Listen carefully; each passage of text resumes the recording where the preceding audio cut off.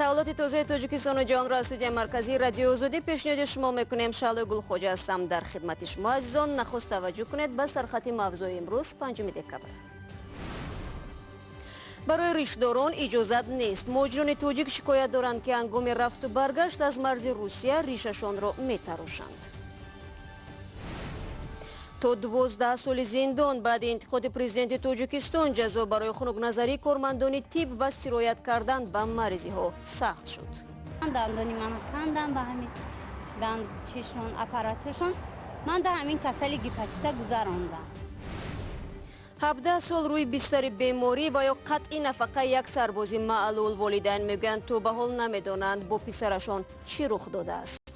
نمیگن کی تراکی زد، کم کماندیری زد، کم سالدار زد، نمیگن یکو ماینا. اما آغاز میکنیم از یک خبر دیگر. منابع در نهادهای انتظامی تاجیکستان تصدیق کردند که نعیم جان سمیف از روسیه به کشور آورده شده است. فعلا رهبر پیشین دفتر حزب ممنوع نهضت اسلامی ولایت سوق در یکی از بازداشتگاه‌های موقتی پایتخت نگهداری می شود. مقامات تاجیکستان تا به حال اتهام ضد نعیم جان سمیف را آشکار نکردند. معلوم نیست او با چی عیب 1 دکبر در چچنستان بازداشت و به تاجیکستان انتقال یافته است. مهاجران کره تاجیک در روسیه از مرزبانان این کشور شکایت دارند که آنها را مجبور میکنند ریششان را پاکیزه تراشند وگرنه به عبور سرحد اجازت نمیدهند. بیشتر شکایت ها از مهاجران میرسد که اخیراً مرز روسیه و قزاقستان را عبور کردند. همکارم عبدالله شورف این موضوع را پیگیری داشت و حالا با ما در استودیو است و از او میپرسیم که تا این لحظه چی جزئیات را معلوم کرده است. سلام عبدالله، بگو که طلب ریش‌تراشی مشخصاً در کدام منطقه مرز روسیه صورت میگیرد و مهاجرانی که بی‌واسطه شاهد آن شدند چی میگویند؟ سلام شهلا، بیشتر مهاجران کره تاجیک که از طلب ریش‌تراشی سرحدبانان روس شکایت میکنند مرز روسیه و قزاقستان را عبور کردند. بیشتر شکایت ها از مرزبانان گذرگاهی مشتکاو در سرحدی ولایت ارنبورگ روسیه با قزاقستان است. ظهورالدین غیاسوف مهاجر کره تاجیکی در شهر مسکو در ساحه ساختمان مشغول کار است. روز گذشته خود شاهدی این طلبی مرزبانان روس در گذرگاهی مشتکاو شده است. ما در هم تاکسی که از اونجا به سرحد میبره سوار شدیم، یک کمی رفتیم، در رفت گفتن که یکم پاریکما خیر در اومده ریشتونه گیریم، کسی که ریش داره ریشتونه گیریم که در اونجا مجبور میکنن که ریشتونه تراشیم. راستی که ما شخصا من خسته شدگی بودم، این شوفیر قدی داد دادیم که تیزتر بیابریم، با باور نکردیم. گفتیم او بچه که ریشش در روز بود او را مجبور کردن که ریش بگی، قیچی آوردن، لیزه آوردن، بردن در اونجا ریش تراشیدن. راستی که من هم 3 روز ریشم تراشیدگی نبود، من هم دیگه در تشویش غلطیدم. غیاسوف و همسفران او تنها پس از گرفتن ریش حق عبوری مرز روسیه را دریافت کردند. این همصحبتی ما گفت از این گذرگاه شمار زیادی مهاجران کره تاجیک عبور میکنند و مرزبانان از همه طلب می نمایند که به خاطر قیاس چهره با صورت شناسنامه ریششان را تراشند. اما عبدالله، چرا مهاجران تاجیک زود از مرز باید عبور کنند؟ شهلا، بنابر مقررات قانونهای روسیه مهاجران کره تاجیک هر 3 ماه برای قانونی کردن بود و باششان مجبورند مرز روسیه را 1 مرتبه عبور کنند. این است که مهاجران بیشتر به گذرگاه‌های نزدیکترین روسیه با قزاقستان آمده مرز را میگذرند و در فاصله چند ساعت دوباره وارد قلمروی روسیه میشوند. در مسیر روای مهاجران تقصیر آنهای زیاد نیز فعالیت میکنند که اکثریتشان باز هم مهاجرانند. سپاس عبدالله برای معلومات. ضمناً مسئله داشتن ریش سالهای اخیر یکی از موضوع بحث برانگیز در تاجیکستان نیز هست. مقامات تاجیک رد نمیکنند که به ریشداران با شبهه مناسبت میکنند. بیشتر رفتار جوانان تحت نظارت قرار میگیرد که ریشی دراز و مویلبی تراشیده دارند. اما مقامات بارها گفتند که ریشی کسی مجبوری تراشیدن نشده است، بلکه آنها تقاضا میکنند که ریشی دراز به ترتیب درآورده شود. رو میریم به موضوع دیگر. وکیلان تاجیک به جانبداری تغییرات رای دادند که به باور آنها مسئولیت کارمندان تیب و نه تنها آنها را بیشتر میکند. این اصلاحات از جمله جوابگری جنایی را نسبت آنها پیش بینی می نماید که سببگار به بیماری های سرایتی پیچیدن ساکنان میشوند. من بعد واردات و فروش داروهای پس صفت و مهلتشان گذشته نیز مجازات سخت را در پی دارد. برای یوسفی با تفصیلات بیشتر. برای گرفتار کردن مشتریان با بیماری‌های سیرایتی، ویچ اسپید و هپاتیت در دندانپزشکی و کاشانه‌های حسن جریمه از 2 تا 4000 سومانی و جزای جنایی از 5 تا 8 سال مقرر شد. همچنین جزای الهه‌ای برای تکرار جنایت‌های مذکور از 8 تا 12 سال تعیین گردید. پارلمان تاجیکستان امروز با وارد کردن تغییرات به کدکس حقوق ویرانکنی مأموری و کدکس جنایی همچنین جزاهای مأموری و جنایی برای وارد کردن مواد داروباری پس‌صفت و مهلتش گذشته را شدید کرد. تشکر. قانون قبول شد. موافق حسابات خدمات نظارت دولتی تندرستی و حفظ اجتماعی اهالی جمهوری تاجیکستان در دام 11 ماه سال جاری 127,000 کیلوگرم یعنی که 127 تن موادهای ضروری، مال‌های طبی، موادهای آرایشی گیاهی و غذای کودکان ملت استفادهشان گذاشته به سرتیفیکات مطابقت و به طلبات‌های جوگو نبوده از معاملات گرفته نیست نمود کرده شده است. این تغییرات با کدکس های حقوق ویرانکنی مأموری و جنایی در پی انتقاد شدید رئیس جمهور امامعلی رحمان در ماه سپتامبر صورت میگیرد. رئیس جمهور از واردشوی داروهای بی‌صفت و مهلتشان گذشته، رعایت نشدن طلبات بهداشتی در دندانپزشکی‌ها و سرتراشخانه‌ها و کاشانه‌های حسن نگرانی کرده بود. و دنبال این انتقاد سنجش دندانپزشکی‌ها و سرتراشخانه‌ها و کاشانه‌های حسن آغاز شده، تعدادی از آنها بسته شد. در اینجا دیده شدیم که موادهای بی‌ضررگردانی موجود نیستند، طرزی بی‌ضرر کردن اسباب‌ها رعایت نمی‌گردد، گذشتن سر زدن بیماری سیرایتی با مانند ویروس هپاتیت نمود B, C یا که ویروس نارسایی مسمومیت آدم از احتمال دور نیست در این شرایط. طبیبان دندانپزشک میگویند شدید کردن جزا برای سیرایت کردن با مریضی‌های سیرایتی البته وضع بهداشتی در دندانپزشکی‌ها را بهتر خواهد کرد و مسئولیت طبیبان را خواهد افزود. به قول آنها وضع ناخوب بهداشتی دندانپزشکی‌ها بیشتر به مناطق کشور ارتباط می‌گیرد. در درمانگاه ما قبول بیماران در نزد دکتران دندان استوماتولوژها به سند بیماری‌های سیرایتی هپاتیت B, C قبول کردن ممنوع است. این در حالی است که در گذشته موردهای سیرایت‌شوی با بیماری‌های سیرایتی در مخصوصاً دندانپزشکی‌ها ثبت شده است.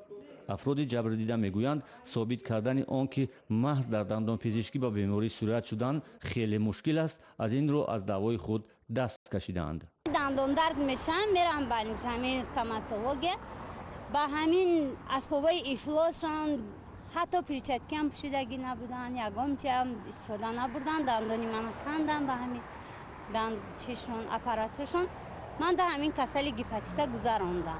مقامات وزارت تندرستی میگویند سال گذشته 2017 همگی 4 نفر از دندانپزشکان شکایت کردند که آنها را با مریضی هپاتیت آلوده کردند.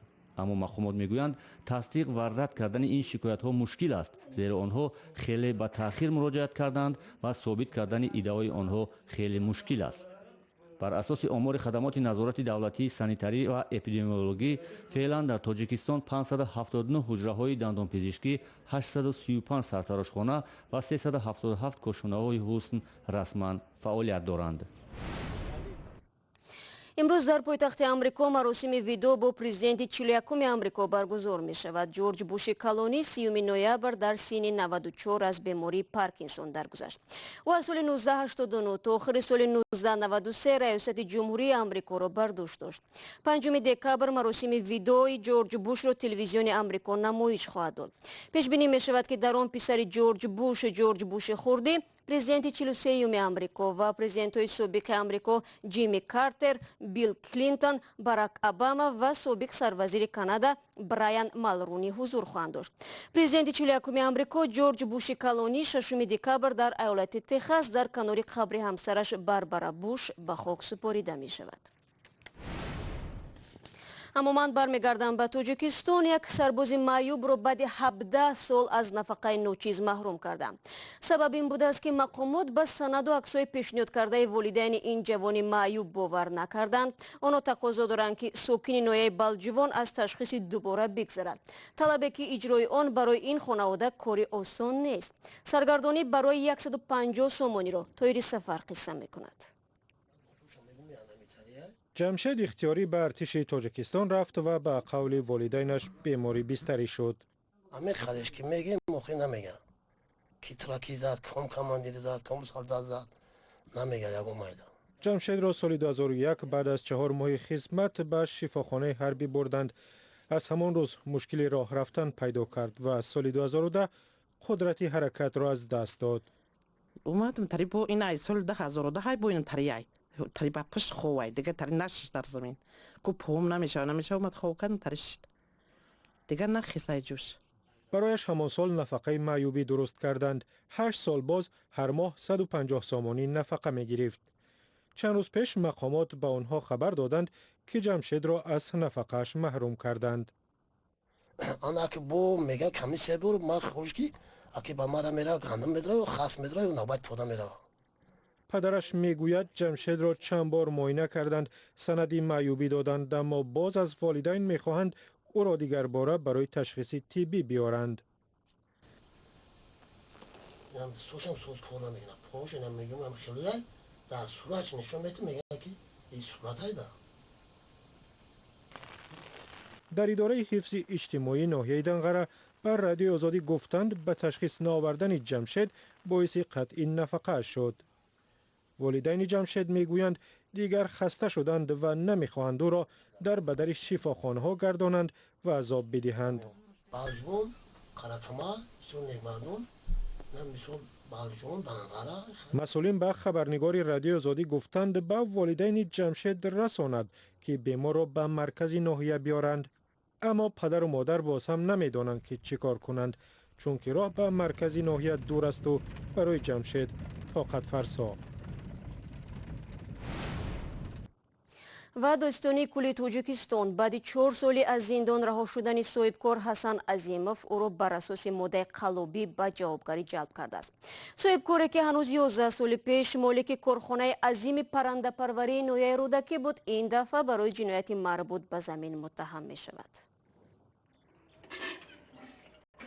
قیامالدین اسام‌الدینوف 10 سال پیش از ناحیه خراسان به شفت شهر دوشنبه به خاطر زندگی و شرایط خوب کوچید. مثلا او مثلا این همیشه هوا اومده دیگه پانی داره، اینا 10 سال شده همسایه آب داره مو نداره. او ساکنی محله استقلال است. برای آنکه همچون ساکنی منزلش پذیرفته شود به چندین درس سر زد و چند مرحله دادگاهی را پسی سر کرد. نویه رفته نویه رودکی باید گفتن که شما اول خانه را بدازه بعد اوجت کنی.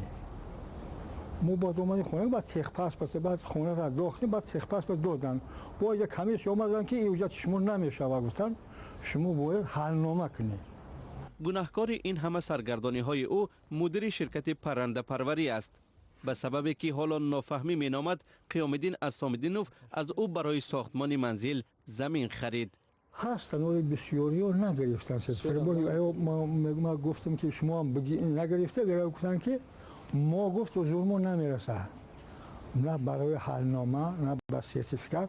اولی اسام‌الدین یک چند ساتیخ از 73 هکتار زمین است که به بزرگترین کارخانه مرغ در تاجیکستان تعلق داشت و مالک آن طبق معلومات دادستانی تا سال 2008 به مبلغ بیش از 130,000 دلار فروخته است. اگه فریب کنی شو نکنم میدانم ارزان بود. اوزی قیمت چی دایم خیلمه؟ حسن عظیموف راهبر کارخانه برای فروش زمین و 400 قرار تقسیم آن به 11 سال محکوم شد. عظیموف عفو و بعد 5 سال رها شد، اما ساکنان استقلال هنوز هم اذیت اعمال او را میکشند. شرایط نیست سکه. یگام شرایط نداریم، رای حلال نداریم. اینم خیلی راه همه کوچمون هم خیلی راه. یگام خیلی بگو اسفال باشه، نم خیلی یگام جای چی نیست. در با پای خودت خشور اگشته نمیتونی، ولی کو ماشینا.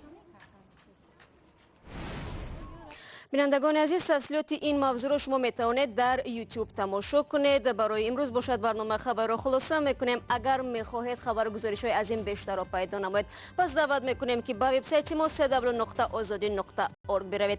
صفحه های ما در شبکه‌های اجتماعی برای شما عزیزان است. آزادی ویدیو کانال مخصوصی ما در یوتیوب نیز. فردا صبح برای شما نوید بامدادی با تازه ترین تحولات پیشنهاد میشود. بخبر نمانید. تا برنامه فردا، خدا نگهداری هر یک شما باشد.